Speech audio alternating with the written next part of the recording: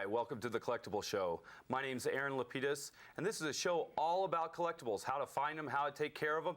And tonight we're really lucky to have Paul Epstein here from Twist and Shout Records in Denver, Colorado. Paul, thank you very much for joining our show tonight. Thanks for having me, Aaron. What would you say are some of the most collectible records? Do you have any records that are worth over $300-400 with you? Yes, the Beatles Butcher cover. This is, I'll give you a brief history of what the story was. This was the original record that they put out. The original cover came out for a very short period of time. The executives at Capitol Records determined that this was a controversial cover and the public wouldn't like it, so they pasted this now famous trunk cover over. And then they just stopped making them all together with the Butcher cover. So the Butcher. So you got the Butcher cover, and then you have the trunk cover. Right. And then they just did the trunk cover. And so you're looking for two things. You're looking for either an original Butcher cover as it came out, which is called First State, which is incredibly hard to find. An original First State stereo Butcher cover would sell for between $2,000 and $4,000.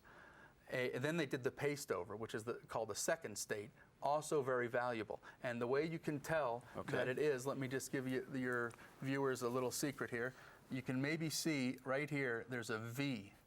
That V is the V in Ringo's smock.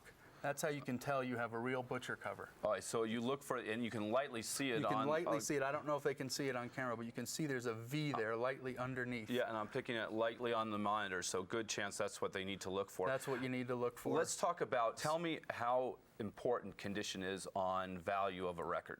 Absolutely. Like, as you know, like all collectibles, condition is everything.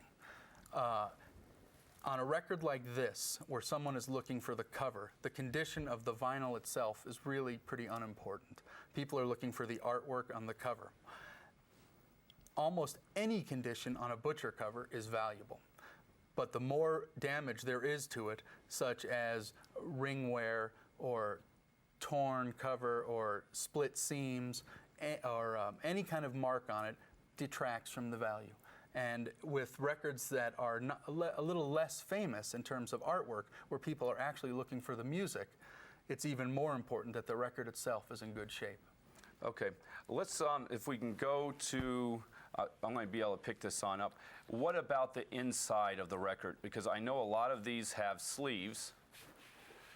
And what happens if it does not have the important sleeve that sometimes has other interesting things on it? Sometimes it has the lyrics and a lot of other things. What happens if the sleeve does not come with it? How much does that deduct from the value? It depends. On certain things, there are many records from the 60s that included a lyric sheet or a poster, and often in the price guides it will list a separate value for that poster. A record's worth $50.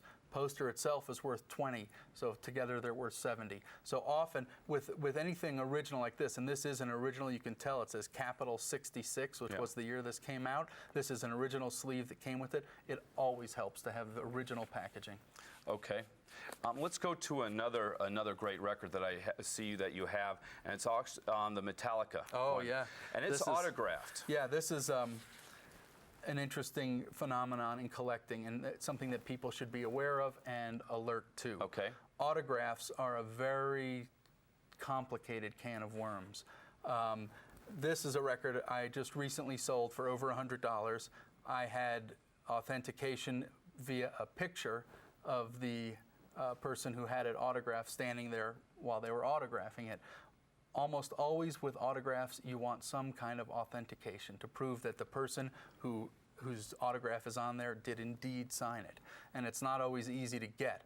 Certain people, like John Lennon, had a very famous autograph, and you can recognize it. Other people, like Lars Ulrich of Metallica, people may not know what his autograph looks like. So it's very useful to have authentication, and I would warn consumers and collectors to be very careful of autographs. Okay, let's stay on the autographs for a little bit, because I'm very interested in getting, people love to get the autograph. Would you recommend getting an autograph actually on the album or on the cover or on the sleeve? Is there anything different? Because I know certain things may take away value from that record. With rock and roll artists, the best thing is to do the most blatant autograph right on the cover. That is often what when you hand them a record, they will often do it right on the cover, and it does not usually detract from the value. Like I said, if you can authenticate that that person did sign it, it's usually good to have it in the most visible place. I'd like to thank you very much, Paul Epstein from Twist and Shout Records, for being on with us tonight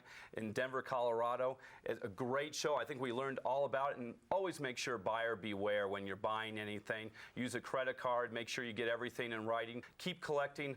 I'm Aaron LaPedis with The Collectible Show, and you have a great night.